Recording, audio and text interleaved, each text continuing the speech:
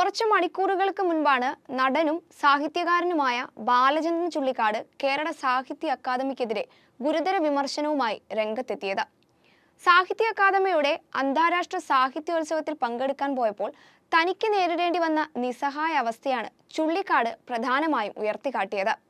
ചുള്ളിക്കാടിന്റെ സുഹൃത്തും സാംസ്കാരിക പ്രവർത്തകനുമായ CICC ജയചന്ദ്രനാണ് ഇക്കാര്യങ്ങൾ ഉന്നയിച്ചുകൊണ്ട് എന്റെ വില എന്ന് പേരിട്ട പോസ്റ്റ് പങ്കുവച്ചത്.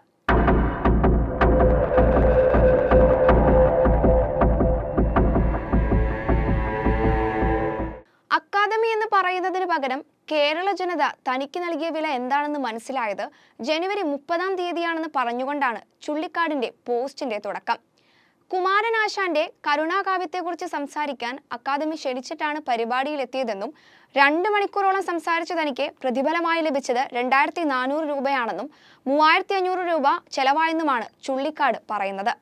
ഒപ്പം മിമിക്രിക്കും പാട്ടിനും 10,000-കണക്കിനും ലക്ഷക്കണക്കിനും പ്രതിഫലം നൽകുന്ന മലയാളികൾ സാഹിത്യ അക്കാദമി വഴി തനിക്ക് കൽപ്പിച്ചിരിക്കുന്ന വില 2400 രൂപ മാത്രമാണെന്ന് മനസ്സിലാക്കി തന്നതിന് നന്ദിയുണ്ടെന്നുമാണ് അദ്ദേഹം പോസ്റ്റിൽ പറഞ്ഞത്. പോസ്റ്റ് പുറത്തെത്തിയതിന് പിന്നാലെ വ്യാപക ചർച്ചകൾക്ക് വിഷയം വഴിയൊരുക്കി.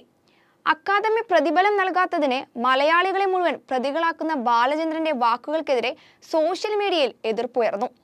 ഒരാൾ ചെയ്ത തെറ്റിന് മറ്റുള്ളവരെ പഴിക്കേണ്ട ആവശ്യമില്ലെന്നും അക്കാദമി ലക്ഷങ്ങൾ തരുമെന്ന് സ്വപ്നം കണ്ട് കാറെടുത്തു പോയത് തങ്ങളുടെ തെറ്റാണോ എന്നുമാണ് ഭൂരിഭാഗവും പോസ്റ്റിന് താഴെ കമന്റ് ഇട്ടിരിക്കുന്നത്. അതേസമയം പോസ്റ്റിനെ അനുകൂലിക്കുന്നവരും നിരവധിയാണ്.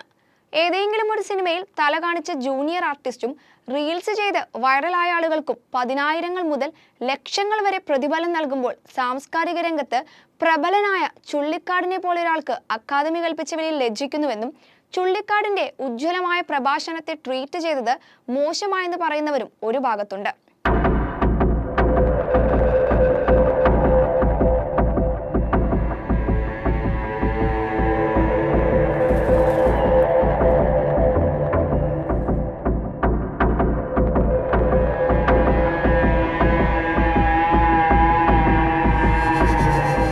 ചുള്ളിക്കാടിന്റെ വിമർശനം കൊള്ളേണ്ടെടുത്ത് കൊണ്ടപ്പോൾ അക്കാദമി പ്രസിഡന്റ് K. സച്ചിദാനന്ദൻ സംഭവത്തിൽ പ്രതികരിച്ച് രംഗത്തെത്തി. പ്രതിഫലം കുറഞ്ഞുപോയത് ഭരണതലത്തിൽ വന്ന വീഴ്ചയാണെന്നും താനോ സെക്രട്ടറിയോ ഇക്കാര്യം അറിഞ്ഞിട്ടില്ലെന്നും അറിഞ്ഞപ്പോൾ പരിഹരിക്കാൻ നിർദ്ദേശം നൽകിയിട്ടുണ്ടെന്നും അദ്ദേഹത്തിന് മാന്യമായ പ്രതിഫലം നൽകാമെന്നുമാണ് പ്രസിഡന്റ് പറഞ്ഞത്. ഒപ്പം എഴുത്തുകാർക്ക് പ്രതിഫലം കുറച്ചു നൽകുന്നത് പൊതുവായ പ്രശ്നമാണെന്നും സച്ചിദാനന്ദൻ ചൂണ്ടിക്കാട്ടി.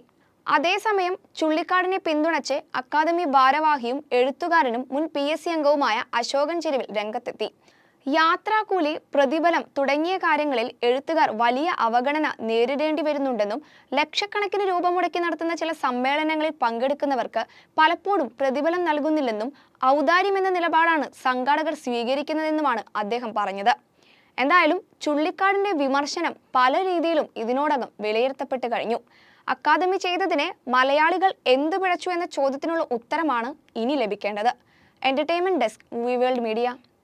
നിങ്ങളുടെ ഡിസൈനർ ഹോം എന്ന സ്വപ്നം യാഥാർത്ഥ്യമാക്കുന്നു. സാൻബിൾഡ്, ഡിസൈൻഡ് ബൈ കോൺസെപ്റ്റ്സ്.